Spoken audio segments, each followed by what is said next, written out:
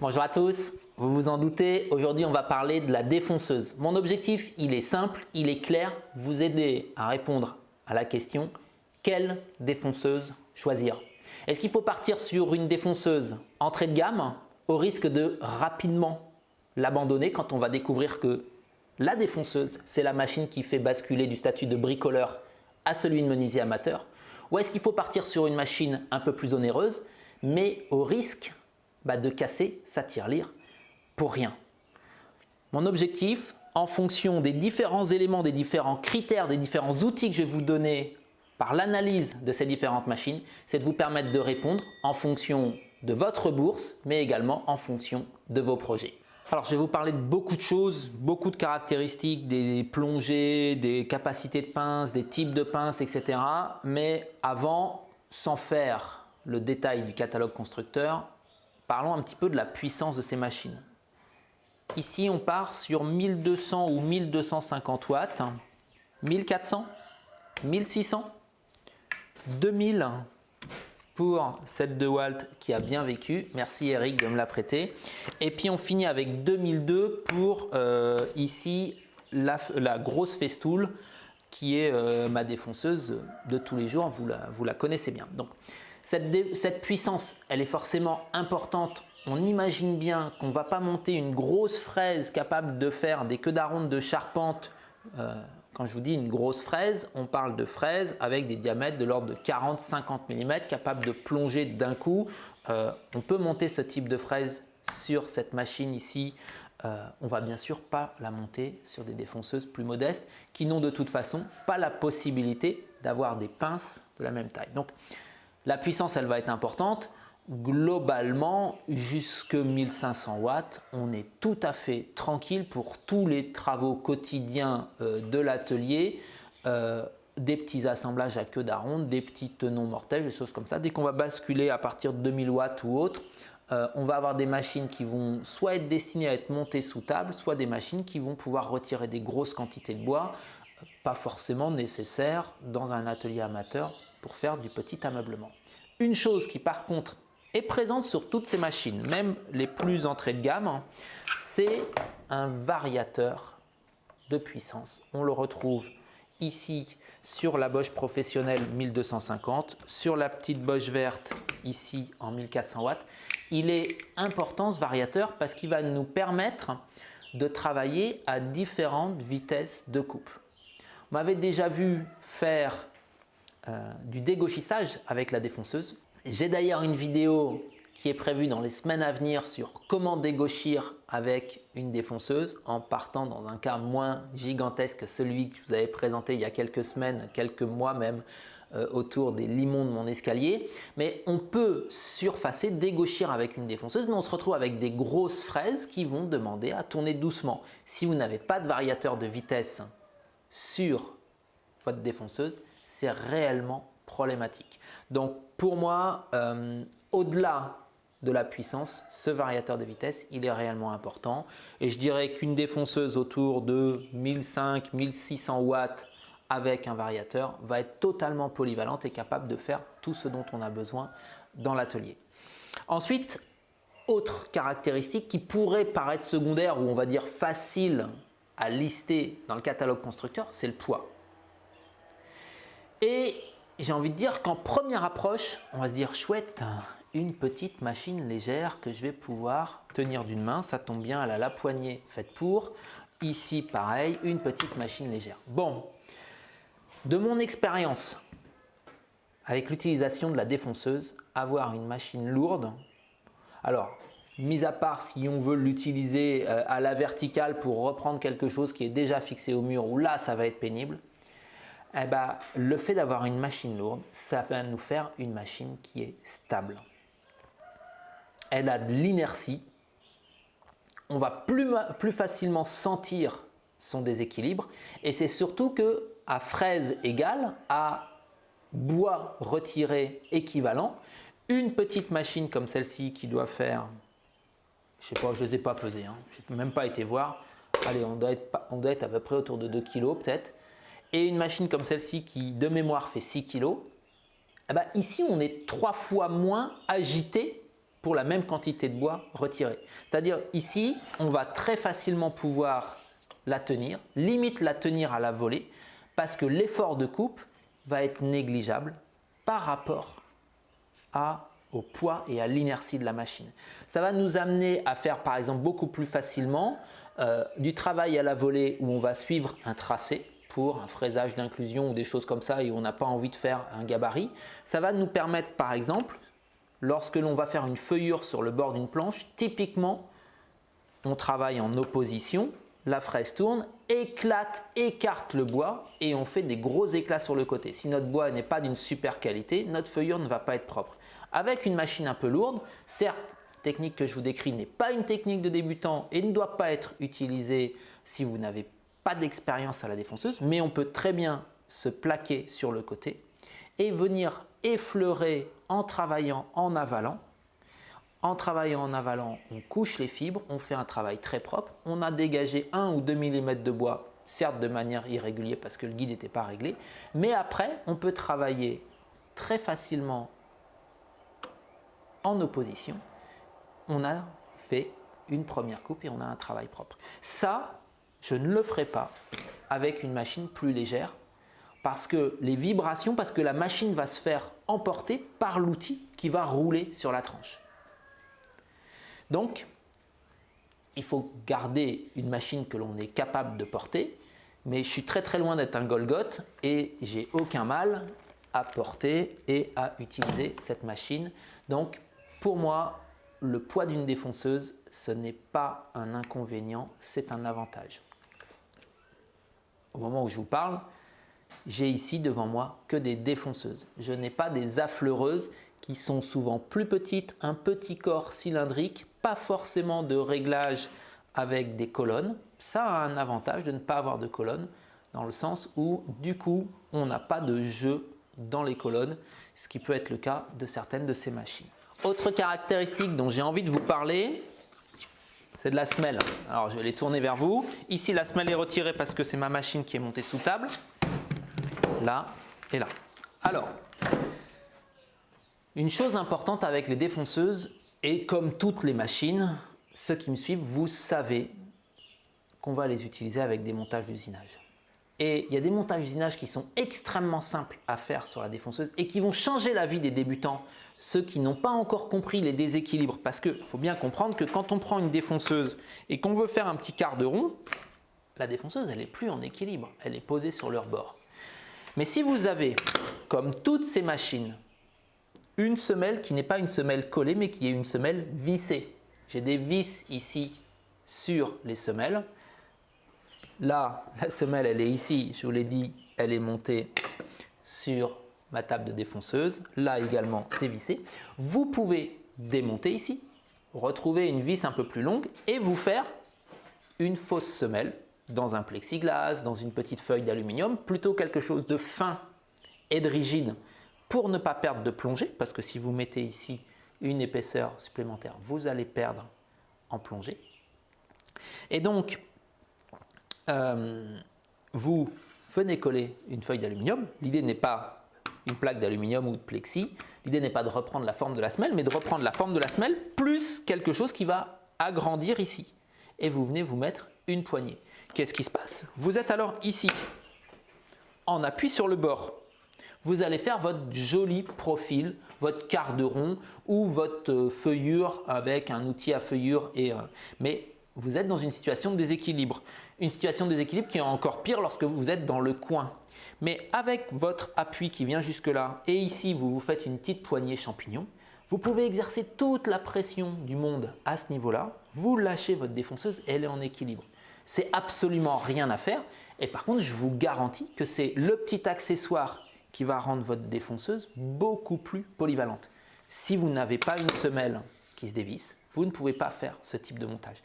Et des montages comme cela, il y en a plein. Il y a plein de livres. Allez voir du côté des éditions du Bouvet ou autres. Des montages d'usinage pour défonceuses, il y en a, je pense, au moins 10 par menuisier en France, ce qui, au final, doit faire beaucoup. Ceci étant dit, vu qu'on regarde la semelle, ce qui peut être intéressant, c'est de regarder un petit peu l'ouverture, le diamètre d'ouverture. ce diamètre d'ouverture va être le passage des fraises que vous allez pouvoir utiliser. Et si vous voulez par exemple faire du corroyage et que vous montez une fraise, moi j'en ai une de 35, ça existe en 38, ça existe en 60. Tiens, Eric il en a une en 60, j'aurais pu la demander. On est bien content ici d'avoir une ouverture qui laisse passer 60 mm. Ici, les 60 mm, on les a pas, on les a pas, on les a pas. Alors là, je les ai à condition de faire une autre semelle. Je les ai peut-être également ici sur la première. Donc là, c'est vraiment important de regarder ces choses-là en fonction du type de travail que l'on va faire. On trouve des fraises à plate-bande, des choses comme ça. Si on ne peut pas les passer, c'est problématique. Donc voilà pour ce qui est des semelles. Une petite spécificité de cette grosse machine Festool, c'est que les semelles peuvent se retirer très facilement, qu'on trouve des semelles avec différents diamètres d'ouverture et que ce système permet également de monter les bagues à copier ici sans système de centrage et avec encore, donc le système il est en permanence sur la machine, mais on a encore une très grande ouverture ici. Donc là, net avantage, c'est logique, on n'est pas dans la même gamme. Net avantage pour cette grosse machine. Voilà, j'ai fait le tour de ce qui est de la semelle. Pensez, c'est vraiment important pour la polyvalence, pour monter une défonceuse sous table. Si celle-ci ne peut pas être montée sous table, eh ben, si je n'ai pas ces petits trous ici qui me permettent de visser la défonceuse sous la semelle reconstituée qui me permet de mettre cette défonceuse sous table, eh ben, je suis bloqué. Autre élément qui est extrêmement important au niveau des capacités d'une défonceuse, c'est sa capacité à plonger, à descendre. C'est-à-dire, de combien va-t-elle descendre? Si elle ne descend que de 10 mm ou 20 mm, eh ben, le jour où vous allez vouloir faire une mortaise, vous êtes limité à 10 ou à 20 mm, même si vous avez une fraise très longue. Donc cette capacité à descendre, la course, la plongée de la machine est vraiment importante. Donc ici, remonter à fond, j'ai 56 et si je plonge complètement, on repère très bon plan, c'est que ici ça dépasse, donc hop, j'ai gagné 5 mm, donc 56 et 5, je suis à 61 mm de plongée. Donc ça sera la course maximale d'une mortaise que je pourrais faire, à condition d'avoir la fraise adaptée, mais des fraises avec des queues longues, on en a. Ici, alors c'est pas tout à fait pareil et je vais encore mesurer sur cette machine, c'est que, alors déjà vérifier qu'elle est déverrouillée, cette machine ne va pas remonter. La pince va juste venir à fleur. Elle est à 0 quand on descend complètement. Et ici, j'ai 61. Donc je me retrouve avec la même plongée que la première, mais qui n'est pas répartie de la même manière parce que ici, quand je plonge complètement, je ne vais pas plus bas. Là, je suis même quelques millimètres en dessous. Je vais essayer de voir si je peux descendre plus. Donc c'est même pas tout à fait ça. C'est qu'ici, il faut encore retirer quelques millimètres. Je vous avais dit 61, il faut en retirer 6, donc on est à moins. On est à 55 mm contre 61 mm ici. Donc rapidement, j'avais fait les mesures tout à l'heure. Ici, on a 73 mm de plongée. Ici, j'avais 76 mm de plongée. Et ici, j'avais 79 mm de plongée. J'imagine que ces chiffres, on peut les retrouver au niveau des fabricants. Donc, ici, on va tout de suite commencer à pouvoir faire des assemblages qui vont être intéressants. On ne peut pas parler de la plongée sans parler du système de verrouillage et sans parler de la butée, puisque tout ça va fonctionner de la même manière. Alors ici, elle est tournée dans votre sens et dans le sens de l'ergonomie. Sur cette première machine, le verrouillage se fait automatiquement, on relâche sa verrouille. Personnellement, je ne suis pas fan, j'aime bien verrouiller moi-même, retirer. Par contre, en termes d'ergonomie, extrêmement pratique. Je descends, j'usine, je relâche. Les commandes sont au bon endroit. On a une butée qui est ici. Notez que sur ce modèle, on a une butée qui est digitale avec un micromètre digital et on peut remettre à zéro à chaque instant. Donc pas nécessaire d'avoir cette petite chose ici qui monte ou qui baisse que l'on retrouve sur toutes les autres à ce niveau-là, à ce niveau-là ou à ce niveau-là ici. On n'a pas nécessité d'avoir ça puisque là on le met comme on veut. On remet à zéro et c'est fini. On règle, on est embuté ici en bas sur le barillet. Le barillet, souvent il est étagé. Alors là on peut régler l'étagement par l'intermédiaire de petites vis. C'est intéressant cet étagement. Quand on n'a pas trop, moi je m'en sers assez peu, mais c'est intéressant, c'est on a besoin de défoncer un logement et on sait très bien qu'on ne peut pas plonger d'un coup de 15 mm, surtout avec une petite machine, c'est pas fait pour. Et donc on va plonger de 5 mm en 5 mm. Et donc de ce point de vue-là, c'est intéressant de savoir que quand on est ici en bas, eh ben, on a 15 mm, mais qu'entre chaque défonçage, eh ben, on va se mettre ici. Je sais que là et là, j'aurai une plongée intermédiaire et donc on n'a pas besoin de regarder de combien on plonge, on tourne le barillet, on plonge à fond plutôt que d'essayer de le faire à l'œil. Personnellement j'utilise très rarement cette fonction, mon barillet il est très rare que je le tourne. Autre chose qui est intéressant à vérifier, vu qu'on parlait du barillet, c'est que le barillet il n'a pas de jeu. Quand on appuie sur le barillet, c'est-à-dire, si ici, je fais mon réglage, je le pose comme ça, je mets à 0, mais que je verrouille et qu'en dessous, j'ai du jeu, un petit demi-millimètre de jeu. Quand je vais descendre ma défonceuse et que je vais venir appuyer sur le barillet avec le poids de la défonceuse, avec le verrouillage, je vais enfoncer ce petit jeu dans le barillet et donc je vais usiner un peu plus profond.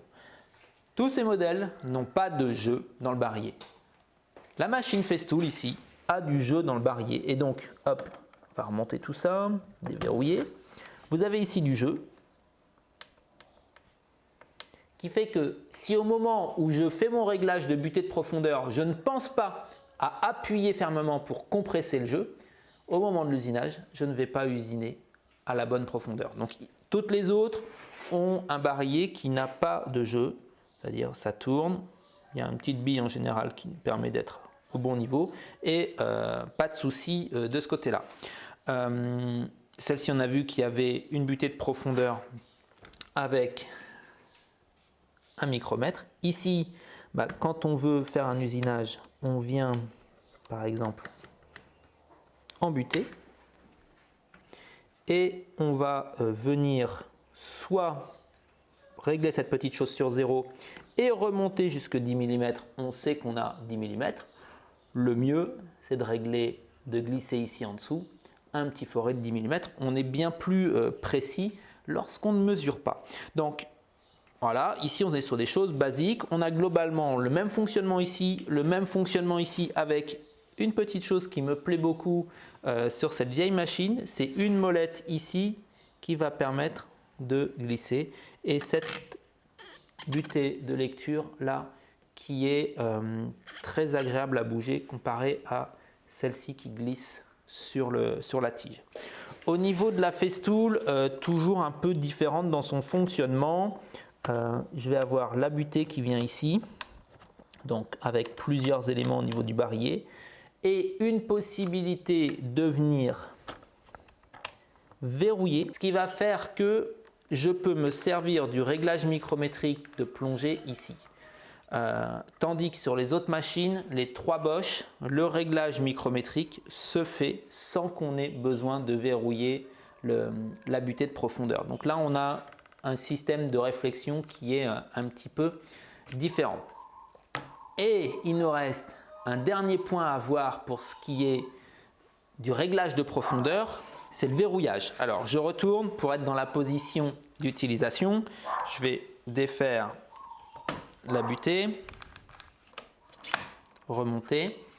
Le verrouillage, il est important que l'on voit sa position. Je l'ai déjà montré sur la petite Bosch, maintenant ça me revient. Ici, sur la grosse Festool, on a un verrouillage qui se fait sur les 2 colonnes simultanément et qui est accessible ici de manière très pratique.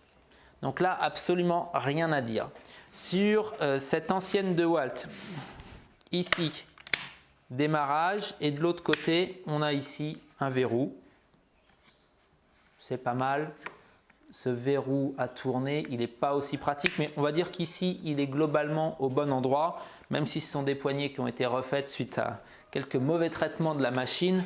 Ça ne change pas grand-chose à l'ergonomie. Sur celle-ci, plusieurs choses à dire. Pour déverrouiller, ça j'ai raccourci uniquement parce que c'est ma défonceuse sous table, je le redis, elle n'est pas livrée du tout avec cette longueur de câble.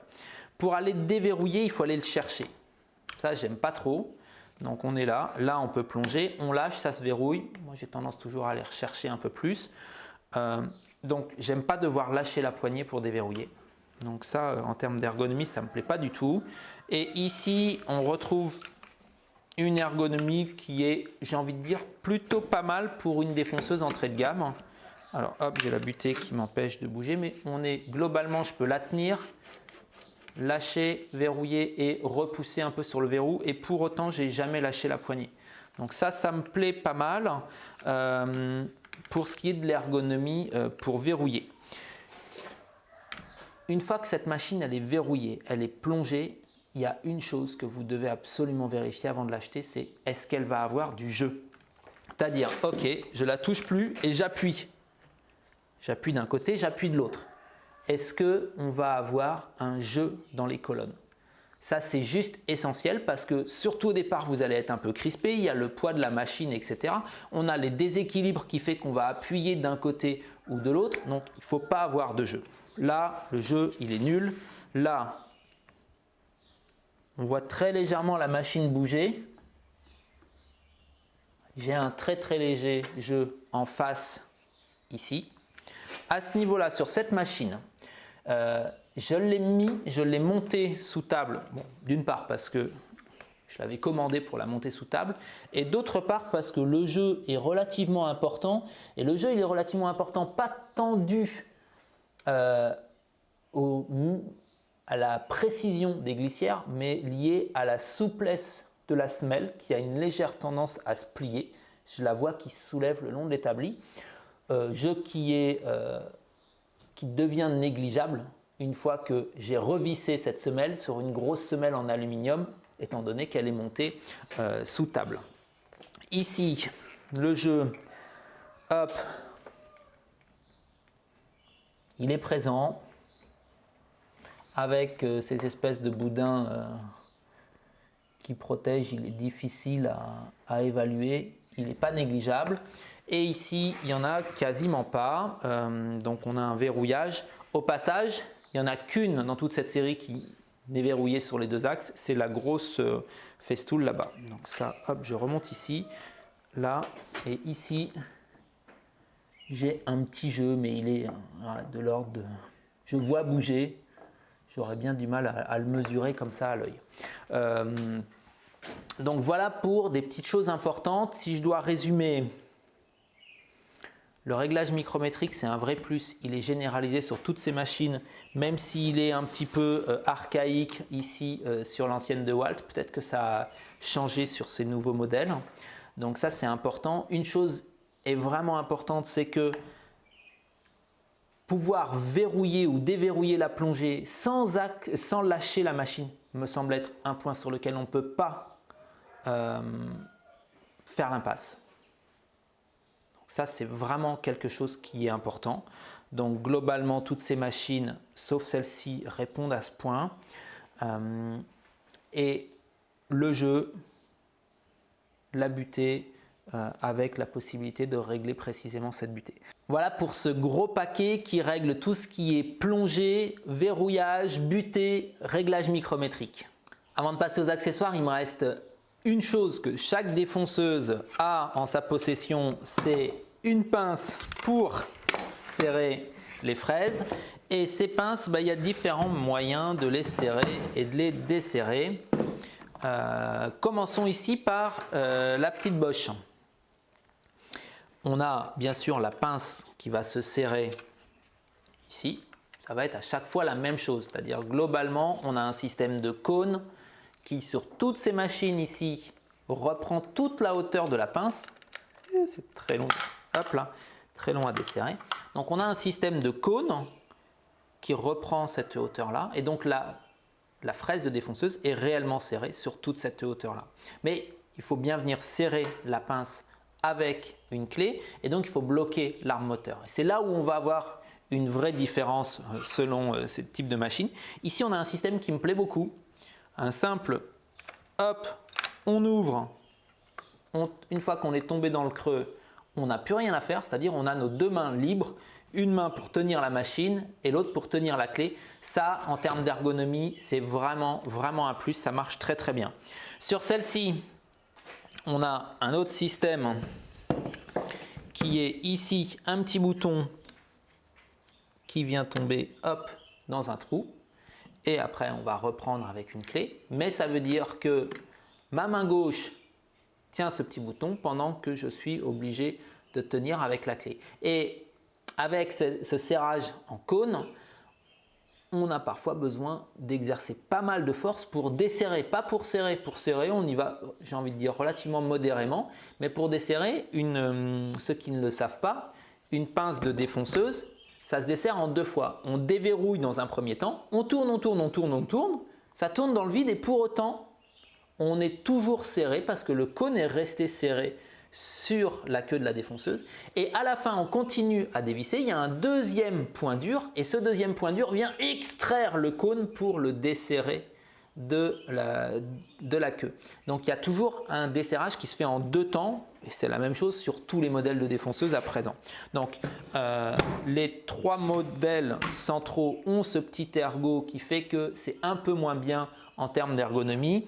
Et puis ici toujours un système où là on a carrément un cliquet, c'est-à-dire, voilà, vous l'avez entendu, donc ici je bloque et dans l'autre sens j'ai le verrou du cliquet, je bloque, j'ai le verrou du cliquet. Donc c'est extrêmement pratique, même si au final je préfère, il n'y a pas le cliquet. Sur la première défonceuse Bosch, il n'y a pas le cliquet, mais le fait que ça soit complètement verrouillé, je trouve ça bien plus pratique. D'autant plus que ce cliquet, il paraît magique, mais dans cette zone morte là où la pince elle tourne facilement, le cliquet il n'est pas assez sensible et donc de toute façon il faut tourner à la main, on ne peut pas faire des allers-retours avec la clé. Donc pratique le cliquet, mais ce n'est pas aussi génial que ça n'y paraît. Je préfère largement ce système de verrouillage qui cependant a un inconvénient, c'est si je la démarre là, la machine elle n'aime pas. Donc il ne faut pas oublier que là, elle est verrouillée avant de la démarrer. Là on a, on va dire, une faille de sécurité vis-à-vis de ce système. Étant donné que ça gêne à la plongée et tout, ça ne m'est jamais arrivé, mais on est susceptible d'avoir des petites difficultés. Autre chose d'intéressant, sur tous ces gros modèles, on peut dévisser complètement la pince comme je l'ai fait là et passer d'une pince classique de 8 mm à une pince de 12 mm. Au passage, il existe également des pinces en mesure impériale avec du 1/4 de pouce et du demi-pouce. Et dans le demi-pouce, c'est ce qui est beaucoup utilisé par les Américains. Il y a beaucoup de choix de fraises, souvent plutôt bon marché, donc en 12,7 mm de diamètre pour la queue de défonceuse. Donc ça peut être intéressant, même si on travaille en métrique, d'avoir quelques fraises de défonceuse en pouces. Mais bon, voilà, les profils seront en pouces, les rainures sont en pouces et à nous après de nous adapter. Donc j'ai jamais fait le pas. Sachez que c'est également possible. J'ai fait le tour de ça. Mais je ne vous ai pas encore parlé des accessoires. Alors les accessoires, il va y en avoir de deux types. Il va y avoir des accessoires de guidage. Le premier étant le guide parallèle. Ici, on a un guide parallèle muni d'un réglage micrométrique. C'est-à-dire en desserrant ici, je vais pouvoir rapprocher ou éloigner de la défonceuse. Assez pratique, mais le système de ressort fait que ça a quand même globalement un peu de jeu. Et ce système de réglage vient se mettre sur le côté de la défonceuse. Et il est mis en place comme ceci. j'en installe 2-3 autres et on reparle de leurs points forts et de leurs points faibles. La vidéo est déjà très longue, donc je vais être assez rapide sur les guides parallèles. Pourtant, il y a 2-3 points sur lesquels je vais attirer votre attention. La différence entre cette machine entrée de gamme et celle-ci, on n'a pas de réglage micrométrique. Donc, le seul moyen de régler est de desserrer la machine et d'avancer. Pour faire du réglage fin, on peut en desserrer qu'un, pousser un petit peu et se servir du jeu et de la souplesse. Donc ça va être, on va dire, un léger handicap. Ici, une autre chose qui est intéressante, c'est qu'on a des joues qui sont des joues amovibles et qui sont réglables. Je peux très bien desserrer et venir les faire se toucher l'une l'autre, ce qui fait que je vais avoir un réglage qui est continu et donc un guidage qui est continu. Pour autant, il est important d'avoir cet espace ici, ce logement ici, parce qu'on peut avoir parfois la fraise qui va dépasser côté guide. Ça va être le cas quand on va faire une feuillure où la fraise peut par exemple être de diamètre 20 et on va faire une feuillure de diamètre 8 ou 10. Et à ce moment-là, on a 12 mm qui sont côté guide. Donc ça, c'est une chose qui est importante. Ici, j'ai monté le guide de la Bosch sur la DeWalt. C'est intéressant de savoir qu'il y a une compatibilité entre un certain nombre de marques. Et enfin, sur la Festool, on va dire qu'elle se singularise une fois de plus. L'installation du guide, vous n'avez, alors je vais essayer de vous le montrer, qu'une seule vis ici au centre qui va venir verrouiller à ce niveau-là et à ce niveau-là. Donc là, on a un gain de temps, un gain d'ergonomie et un système de réglage micrométrique où on a sur cette poignée champignon un déverrouillage et après un système ici de basculement qui, à mon sens, a trop de jeu. J'ai globalement, alors là, si je me fie à la graduation, 6, je suis en contact. Donc 5 dixièmes de jeu. J'aurais apprécié qu'on ait un petit usinage ici qui soit beaucoup plus précis pour avoir moins de jeu. Mais voilà, on a une ergonomie qui est, une fois de plus, bien travaillée à ce niveau-là. Autre chose que j'avais envie de vous montrer sur le guide parallèle, et la différence elle est à ce niveau-là, c'est que vous prenez toutes les premières machines ici, vous avez un jeu entre le guide parallèle et la semelle. Ici, je peux glisser mes doigts.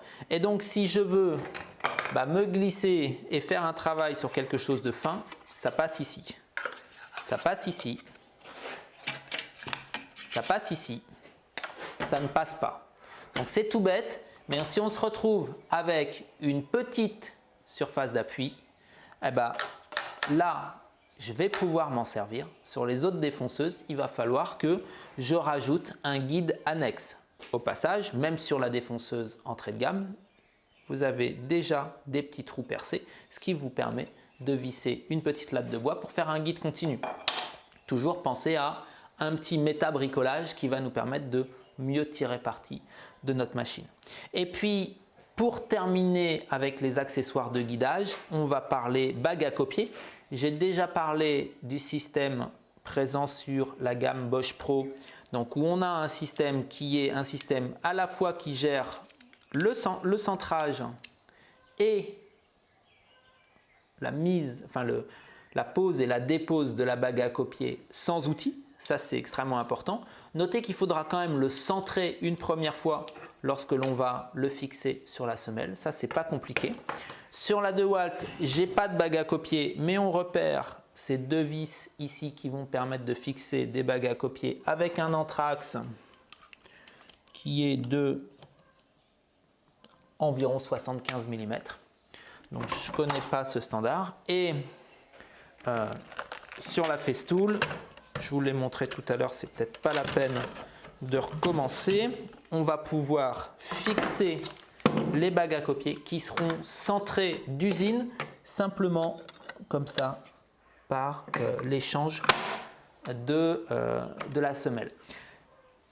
Je vais très vite sur les bagues à copier. Ça arrive tard dans cette vidéo. Ce n'est pas forcément quelque chose qu'un débutant va venir chercher. Pourtant, j'aimerais vraiment là me poser et vous alerter.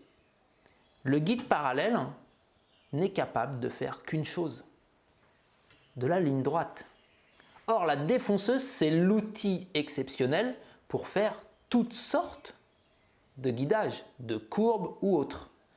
Et dès que l'on veut guider sur une courbe, dès que l'on veut guider sur un assemblage avec des queues d'aronde, des choses comme ça, on ne va pas pouvoir simplement se déplacer en ligne droite. Il va falloir pouvoir prendre appui à d'autres endroits.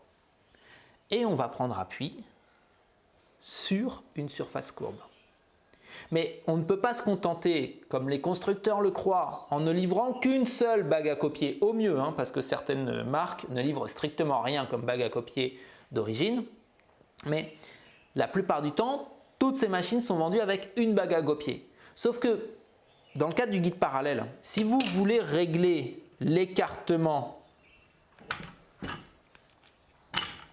vous allez rapprocher.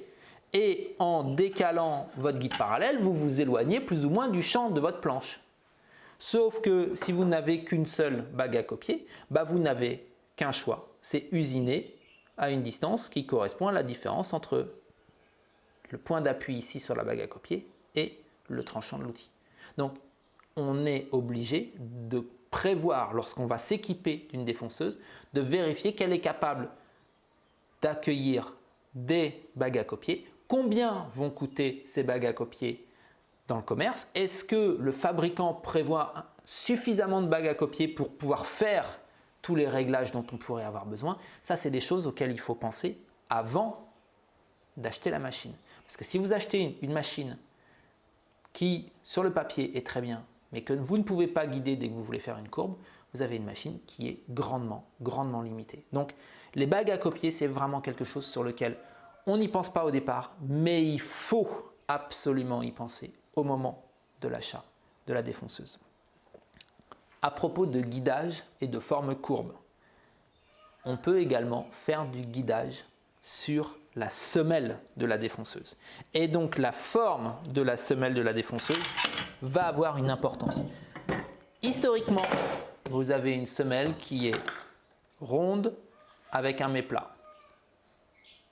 Parce que le côté rond, il a un énorme avantage, c'est qu'on peut rouler le long d'un guide, et si la semelle est bien centrée sur l'axe du moteur, on va avoir un guidage, et on va avoir un guidage rectiligne. Donc on peut très bien se servir du bord de la semelle comme d'un guidage.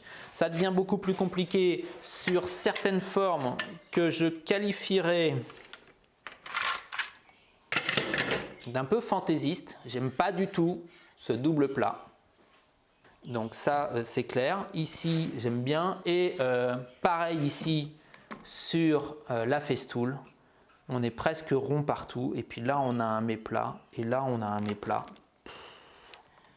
Je trouve bien dommage de ne pas avoir gardé cette forme ronde, sauf à un endroit où parfois, ça peut être pratique de simplement se guider droit. Voilà qui clôt. Non, pas tout à fait. Il y a une chose que j'ai envie de vous parler. C'est des accessoires d'aspiration. Je vais aller très vite, tout simplement parce que je trouve qu'il n'y a qu'une seule défonceuse qui tire son épingle du jeu en termes d'aspiration et qui le fait bien. C'est la Festool.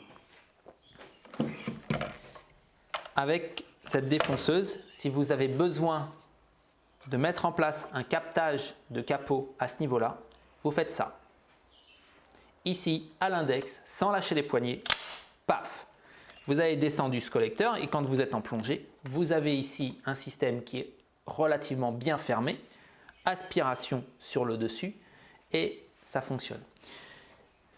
Sur la nouvelle de Walt, il me semble que l'aspiration est également sur le dessus. Sur les autres, on a des aspirations qui vont être sur le côté, soit intégrées à la semelle comme ici sur la petite boche, soit intégrées à un accessoire qui vient se greffer comme ceci sur la grosse boche. Cet accessoire, une fois qu'il est installé, il fonctionne très bien. Le fait que le tuyau soit sur le côté, personnellement, ça ne me gêne pas. Ça ne porte pas un quelconque problème d'ergonomie. Ce qui, moi, me pose problème, c'est que des fois, je n'ai pas besoin du capot d'aspiration où il va me gêner pour plonger un peu plus, etc. Et à d'autres fois, je vais en avoir besoin. Et j'ai un côté tête en l'air. j'installe toujours la fraise en premier. Et après, je me dis, tiens, il me faudrait de l'aspiration. Sauf que quand la fraise est mise en place, bah, j'ai plus la place à passer le capot d'aspiration. C'est pareil sur cette petite là, sauf que j'ai encore moins de place. Et ici, là-bas, c'est un autre système, c'est une autre petite collerette qui vient à ce niveau-là. Comme l'aspiration est calée dans la semelle, je dirais qu'on est un peu mieux loti. Donc, globalement, je vous ai présenté tout ce qui va vous permettre de comprendre le fonctionnement de la défonceuse, ses accessoires, la position des mains et l'ergonomie des différents boutons. Vous avez là à présent une bonne vue d'ensemble. Pourtant, j'ai envie de terminer par quelque chose qui, à mon sens, est le plus important, c'est cette ergonomie globale d'utilisation. J'ai parlé un peu de cette ergonomie avec le bouton ou la molette qui permet de verrouiller, mais pour le reste, la molette de démarrage, etc., la position des mains, j'en ai pas parlé et je vous propose de passer en revue ces différentes machines et de vous donner mon impression à l'utilisation et à la main quand je l'ai en main. Je vais les faire dans l'ordre croissant de la puissance. Ici, on a la seule machine qui a une poignée comme ceci. Je ne sais pas comment ça s'appelle, ça doit sûrement porter un nom. Vous pouvez me dire ça dans les commentaires.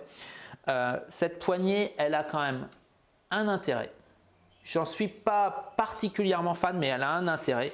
C'est de pouvoir guider la machine à une main quand on va tenir un gabarit à côté ou des choses comme ça. Même s'il est quand même nettement préférable d'avoir les deux mains sur la machine. Mais ici, on a une sensation de guidage qui va se faire dans le poignet de la main droite et qui est vraiment très intéressante. Ceci est d'autant plus vrai que cette machine est bien conçue pour l'utilisation au guide parallèle. On se sert quand même très souvent du guide parallèle. Regardez, c'est étonnant. J'ai ici un angle par rapport au guide parallèle. Mes poignets ne sont pas perpendiculaires. Je suis à peu près incliné à 45 degrés vers l'avant. Ce qui fait que guide parallèle mis en place, quand je pousse dans l'axe de cette poignée ici, on va dire pistolet, je vais pousser par là et donc je vais bien plaquer la défonceuse sur son guide parallèle qui est à droite. Car de manière classique, on va mettre le guide parallèle à droite et pousser. C'est là où on va travailler en opposition. Donc là, on a une ergonomie qui est vraiment bien pensée avec cet angle-là. C'est un vrai plus pour travailler. L'aspiration qui sort ici ne gêne pas, on n'a pas de problème pour passer la main. Je vous l'ai dit, le verrouillage est bon. Le démarrage se fait un seul doigt sans avoir besoin de déverrouiller à côté. On peut verrouiller le moteur en marche, chose que vraiment moi je ne fais jamais sur la défonceuse. Je ne vois pas l'intérêt parce que bon, j'aime autant pas c'est quand même une machine avec une fraise qui tourne dessous, j'aime autant qu'elle ne tourne pas de manière verrouillée. Ici, la poignée, vu qu'on était en train d'en parler, et le démarrage, eh ben ici je démarre pas. Justement ça me gêne. Je suis débutant, typiquement une machine qu'on trouve très facilement et que nombreux de mes élèves ont acheté cette défonceuse parce qu'on la trouve dans de nombreuses grandes surfaces et il faut d'abord déverrouiller avec le pouce avant de pouvoir s'en servir ici. Dès qu'on lâche, hop, on a fait un petit, il faut refaire. Je trouve vraiment pas ça pratique. Par contre, on avait ici une bonne position au niveau du verrouillage, ça c'était intéressant.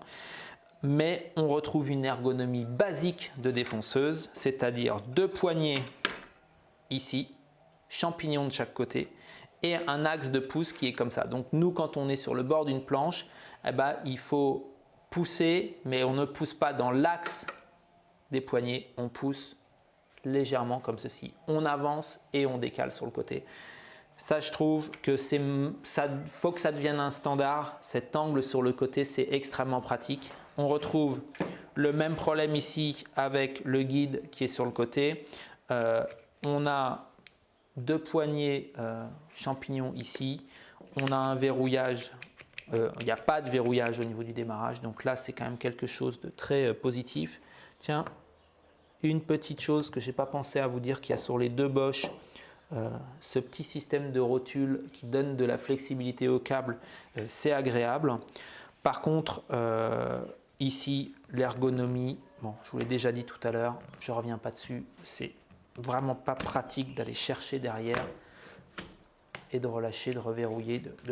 Là, il y a, à mon sens, un vrai problème. Ici, je ne vais pas m'arrêter beaucoup plus sur cette machine qui est pas de toute première jeunesse et qui a évolué dans la gamme de Walt.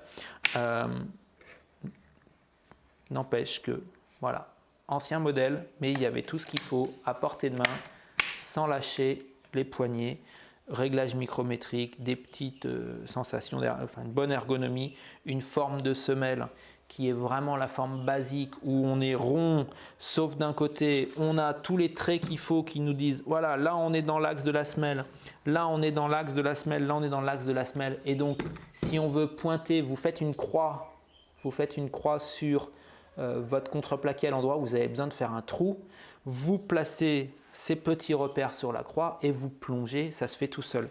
Ici, ces repères n'existent pas. Là, on les a dans la semelle en plexiglas et là, ici, on les a dans la semelle du dessous, donc ça, c'est important. Et puis, je finis ici avec la Festool. J'ai dit beaucoup de bien de cette défonceuse Festool. Il faut savoir prendre du recul. Heureusement qu'elle est bien vu ce qu'elle coûte. D'accord ? Cette défonceuse doit coûter à peu près, je ne sais pas combien coûte la petite Bosch, j'aurais pu me renseigner des prix, je n'ai pas été le faire, mais elle doit coûter plus de 10 fois, peut-être 15 fois le prix de cette petite défonceuse. Donc heureusement qu'on n'a pas la même chose et heureusement qu'on ne va pas faire la même chose avec. En termes d'ergonomie, j'ai envie de dire tout ce que j'ai trouvé de bien parmi les machines précédentes, elle l'a. Des fonctions où on verrouille à une main, des fonctions où on a facilement une poignée sur le côté qui redonne de la stabilité, on verrouille la profondeur sans lâcher la machine, on a une bonne aspiration, on a une plongée qui est souple, un verrouillage, un démarrage facile. J'aurais pu vous parler des petits accessoires, collecte de copeaux qui s'installent sans outil.